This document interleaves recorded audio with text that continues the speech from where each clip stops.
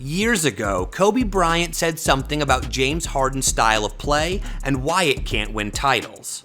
But you probably didn't know that Charles Barkley took it even further and said something about James Harden in the playoffs. Remember this from back when Harden was with the Sixers and said he wasn't feeling any type of playoff pressure? James Harden, you said you don't feel no pressure. Man, you better think again. You got more pressure on you than any player in the playoffs. Wow. Good luck now, because my Sixers, I love y'all Sixers and my sons, but James, don't tell that lie. But most people dismissed it as another Barkley rant. But 4 years later, everyone had to admit that Charles Barkley was totally right about James Harden, because the numbers are shocking. I'm not gonna lie, I am in shock. In the first round series against the Raptors, he averaged 20 on 45% shooting, 38% from three. No problem there. Pistons, 19.6 points, 38% shooting, 29% from three. Conference Finals, 16 points, 39% from the field, 18% from three-point range. 8 clutch time games, 3-5 record. 35% shooting from the field, 20% shooting from three-point range, 50% shooting from the free throw line. Wow. This is James Harden in clutch time. Yes, we all know who James Harden is during the regular season. But who is James Harden whenever it matters most? James Harden is an unusual NBA superstar. He has a pattern unlike anyone we've seen in the history of the league. Harden is clear to see as a superstar, but you can hardly see him deliver like one. When the Philadelphia 76ers traded Ben Simmons for him in 2022, the move was celebrated as the final piece of a championship puzzle.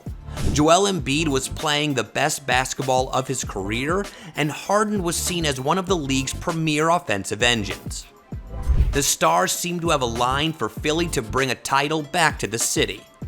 But Charles Barkley wasn't convinced, especially when he heard James Harden say he felt no pressure. James Harden, you said you don't feel no pressure. Man, you better think again. Them people in Philadelphia ain't gonna be having you going out there playing bad. So you can say, I want to call it deflection or whatever. You got more pressure on you than any player in the playoffs. Charles Barkley was right to expect that a superstar and future first ballot Hall of Famer would feel pressure. The pressure to prove that he can deliver at the highest level, that he's more than one league MVP and 3 consecutive scoring titles, that he too could win a title or at least deliver when the stakes are highest. This is important because playoff basketball has always been a different sport. Defensive schemes become more physical and possessions slow down. Every weakness is hunted relentlessly. And just wait till we get to the part where Jalen Brunson exploited Harden's defense. But more importantly, the players who define their careers in May and June are usually the ones who embrace that pressure rather than avoid it. Harden, on the other hand, avoids that pressure. This eventually exposed him to those who paid attention. The coaches who are strategists, and they will tell you privately, because they don't want to be seen saying it publicly. But you know what happened. Sadly, James Harden's been a great player. He's been an MVP in this league. Mm-hmm. But this has been going on every May for more than 10 years. Every postseason seemed to end with people asking exactly the same question. Could James Harden truly be the best player on a championship team? The answer that the stats show is so shocking that Charles Barkley couldn't believe how right he was. I'm not gonna lie, I am in shock. And you know, when I showed that stat the other night, I saw it somewhere, I can't remember where, because he's had 29 games where he's had more turnovers than field goals made in a game as a great player. That's one of the most shocking stats I've ever seen on a guy who's gonna be a first ballot Hall of Famer. I mean, 29 times, Dan, he's had more turnovers than field goals in a playoff game. That's impossible. I mean, I'm like, whoa, you can have a bad turnover game. You can have 2, maybe 3, but you should, you gotta have more field goals. But to have it 29 times. At the time of this writing, the number has increased to 33 plus. So think about that. That's more than 30 playoff games where Harden committed more turnovers than he made field goals. For an average role player, that's ugly. But for a player who built his legacy as one of the greatest offensive weapons in NBA history, it should be a crime. To understand just how crazy it is, let's compare it with other high-usage players. Since the early 2000s, Draymond Green sits at the top of the list with around 43 such playoff games. But Draymond isn't judged by his scoring because he's primarily a defender. James Harden is second on that shameful list, and he's supposed to be the offensive centerpiece, one of the best we've ever seen in league history. Then behind him is Trae Young with about 8 to 12, and then we have Russell Westbrook and Kyle Lowry with less than 8 to 10 each. Besides James Harden, these aren't superstars known to be incredibly potent offensively, and that's what made Barkley react the way he did. Because Harden isn't just another star guard. He's an MVP, a 3-time scoring champion, and one of the most accomplished offensive players the NBA has ever produced. Those credentials make that statistic feel almost impossible.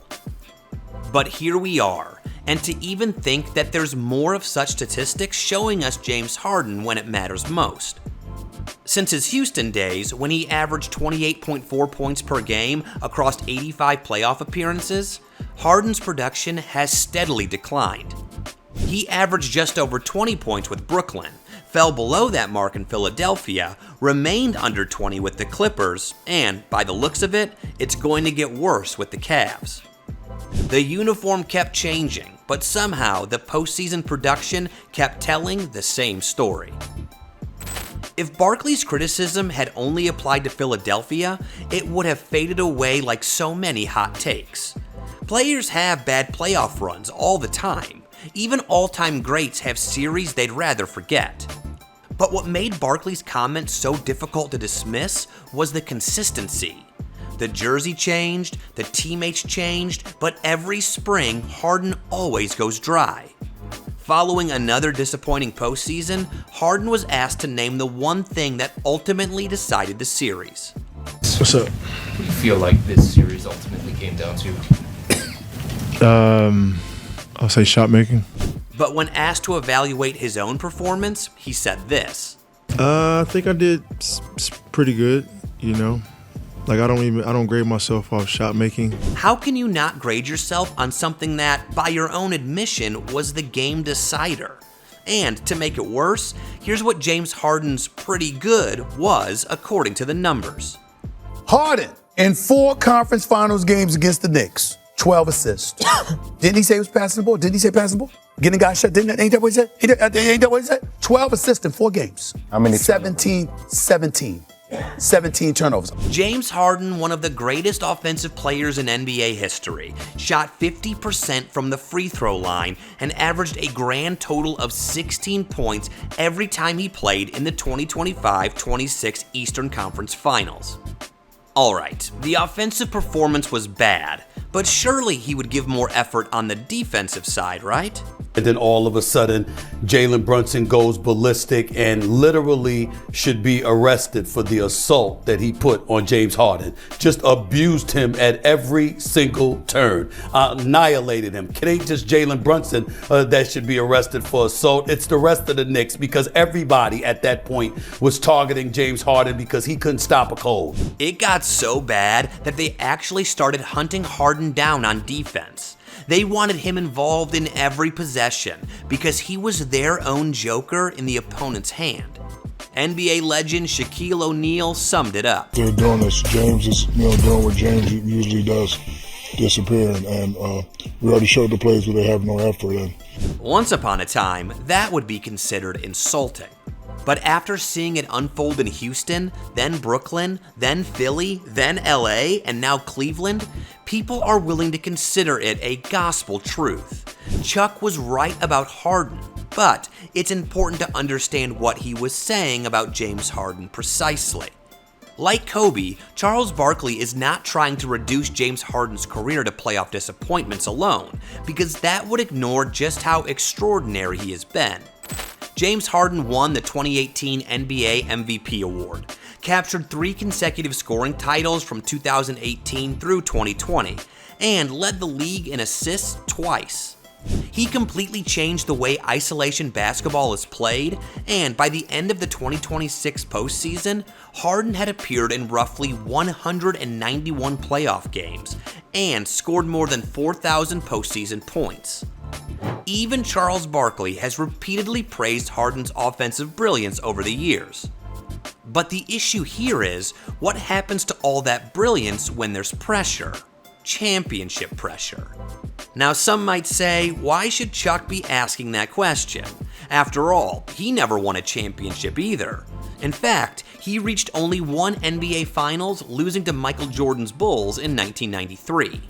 Harden, on the other hand, can argue that he has faced some of the greatest teams ever assembled, including the Kevin Durant Warriors, and that circumstances beyond his control have shaped many of his playoff exits.